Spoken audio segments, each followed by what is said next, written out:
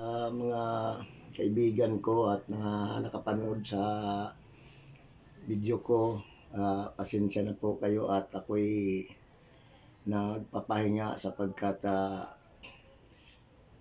kinagat po ako ng aso noong nakaraang araw, kaya ako'y hindi nakapag-video muna at hindi po ako nakapagkanta dahil ay kinagat ako ng aso at ang problema ko, malaki po ang sugat at talagang kumikirot siya.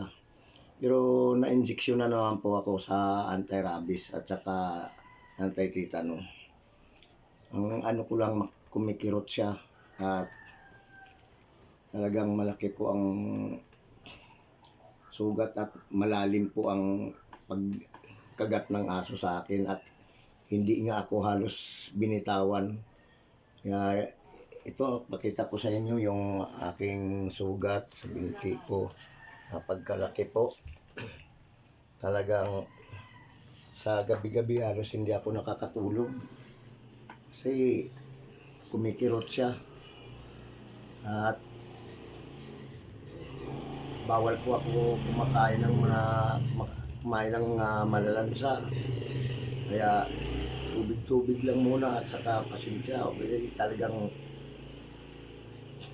hindi muna ako makapag-upload at gulay-gulay lang ang aking kinakain ngayon at sa aking paglalakad at medyo paika-ika lang muna ako at siguro bukas pwede na siguro akong maglakad-lakad at makapag-umpisa na muli sa pagbibideo.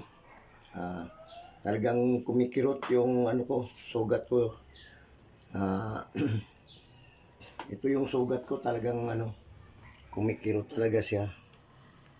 Ang laki, wak-wak po talaga yung sugat na yan. At saka ito pa yung sa likod. Talagang masakit nga masakit. Kumikirot siya pag natutulog ako. Pasensya na lang po muna at pagtyagaan nyo lang po muna panoorin yung mga nauna kong mga video. Maraming salamat po sa pang-unawa nyo. At sa mga bumabati sa akin ng ako'y kinagat ng aso, maraming salamat sa inyo.